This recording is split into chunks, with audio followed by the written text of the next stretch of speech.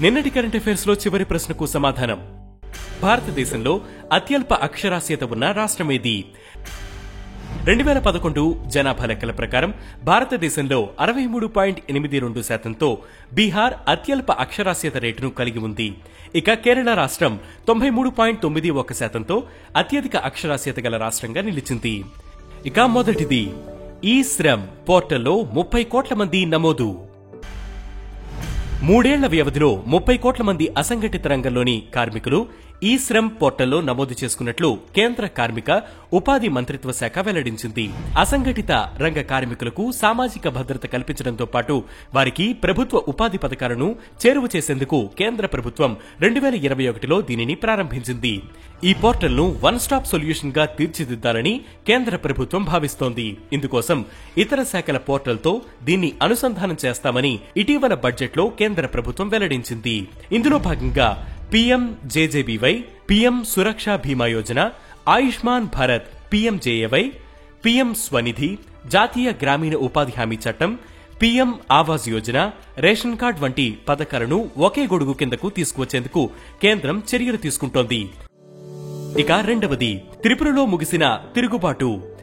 దశాబ్దాల సాయుధ పోరాటానికి స్వస్తి పలుకుతూ త్రిపురలో 2 తిరుగుబాటు గ్రూపులు జనజీవన స్రవంతిలో కలిసేందుకు అంగీకరించాయి. ఈ మేరకు కేంద్రం త్రిపుర ప్రభుత్వంతో national liberation front of Tripura, all Tripura tiger force గ్రూపులు శాంతి ఒప్పందం కుదుర్చుకున్నాయి. కేంద్ర హోంమంత్రి అమిత్ షా సమక్షంలో త్రిపుర శాంతి ఒప్పందంపై సీఎం మానిక్ సహా కేంద్ర హోంశాఖ అధికారులు 2 రెబల్ గ్రూపుల ప్రతినిధులు సంతకాలు చేశారు. ఇక మూడవది, సింగపూర్ పర్యటనలో మోదీ. విదేశాల పర్యటనలో భాగంగా ప్రధాని మోదీ సింగపూర్ కు వెళ్లారు.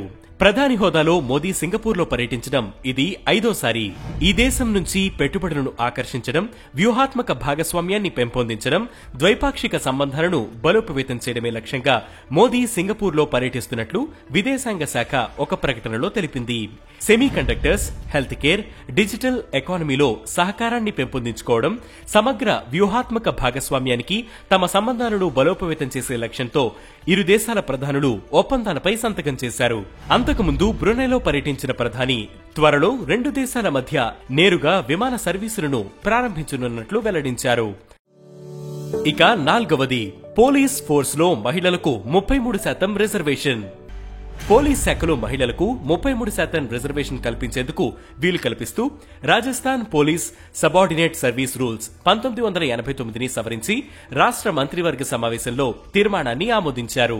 మహిళల సాధికారత, రాష్ట్ర లా ఎన్ఫోర్స్మెంట్ ఏజెన్సీలో లింగ సమానత్వాన్ని ప్రోత్సహించేందుకు ఈ నిర్ణయం తీసుకున్నారు. దీంతో పాటు పునరుత్పత్తి ఇంధన మార్గాలను ప్రమోట్ చేస్తూ రైతులు, సాధారణ ప్రజానికానికి తగినంత విద్యుత్తును అందించడమే లక్ష్యంగా సోలార్ ఎనర్జీ ప్రాజెక్టుకు కేబినెట్ భూములను కేటాయించింది. ఇక పారాలింపిక్స్ తో పాటు ఇతర క్రీడల్లో అసమాన ప్రతిభను కనబరిచిన అథ్లెట్లకు అదనపు రిజర్వేషన్ను కూడా ప్రభుత్వం ప్రకటించింది. రాష్ట్ర ప్రభుత్వం ఉద్యోగుల సంక్షేమం కోసం గ్రాడ్యుయేటీ, డెత్ గ్రాడ్యుయేటీని 20 లక్షల నుంచి 25 లక్షలకు పెంచుతూ మరో నిర్ణయం తీసుకుంది. ఇక ఐదవది, పారాలింపిక్స్ ఆర్చరీలో భారత్ కు తొలి పసిడి. పారాలింపిక్స్ లో భారత యువ ఆర్చర్ హర్విందర్ సింగ్ స్వర్ణ పతకం సాధించి కొత్త చరిత్ర లిఖించాడు.